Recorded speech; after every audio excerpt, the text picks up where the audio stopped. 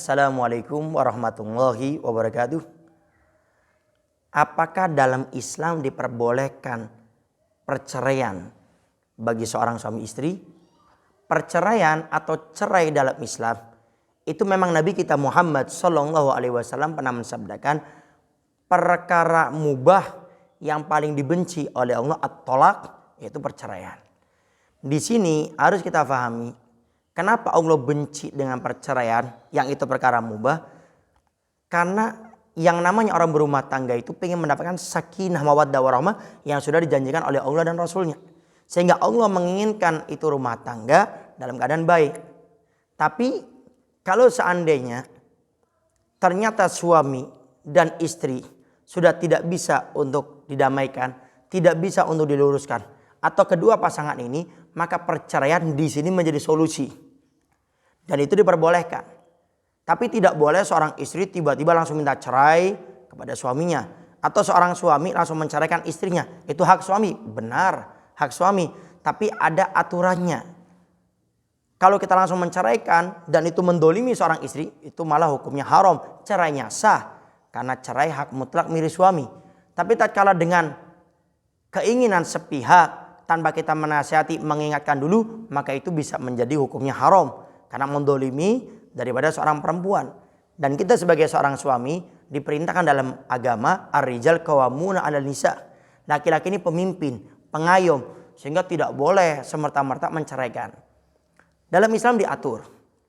Kalau begitu perceraian ada. Ada aturannya? Ada. Bagaimana? Tatkala kita melihat pasangan kita yang tidak baik dalam segi agamanya. Sekali lagi, dalam segi agamanya. Dia nggak sholat. Kalau dia istri seorang perempuan tidak nutup aurat, kita wajib mengingatkan. Kalau tidak bisa, kita mengingatkan dia, padahal sudah dengan bahasa yang halus, waktu yang tepat.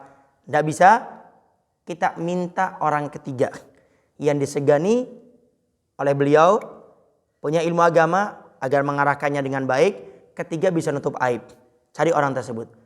Ternyata sudah tidak bisa, kita minta tolong kepada mertua atau orang tuanya dia untuk mengingatkan.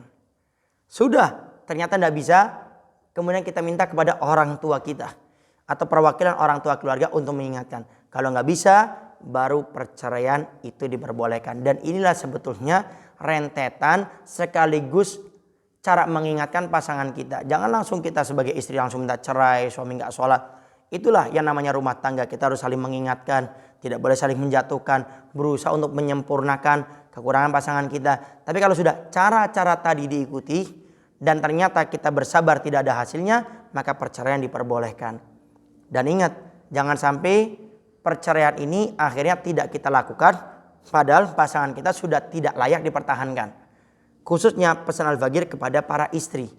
Jangan Anda merasa khawatir setelah cerai kemudian akan terjadi hari kiamat, terjadi kesengsaraan. Tidak. Tapi cerai ini solusi dalam agama. Kalau memang sudah pada saatnya semua cara tadi sudah dilakukan, Anda bercerai, ya, tidak usah Anda yang minta sama suami, takut ntar suami emosi, biar ntar keluarga kita atau orang tua kita yang mengurusnya. Yang penting setelah bercerai, Anda saling menghormati, saling mendoakan yang terbaik, tidak usah menggunjing, dan paling penting ambil pelajaran, jangan trauma, jangan akhirnya tidak mau nikah lagi, ambil pelajaran untuk membina ke depannya rumah tangga yang lebih baik. Walaupun Anda sudah punya anak, Anda harus berpikir, wahai para istri, tidak mungkin anak Anda dipimpin oleh seorang suami yang tidak baik. Harus dipimpin dengan seorang suami yang baik, laki-laki yang baik. Maka ambil pelajaran, kemudian menata ke depannya rumah tangga yang lebih baik. Assalamualaikum warahmatullahi wabarakatuh.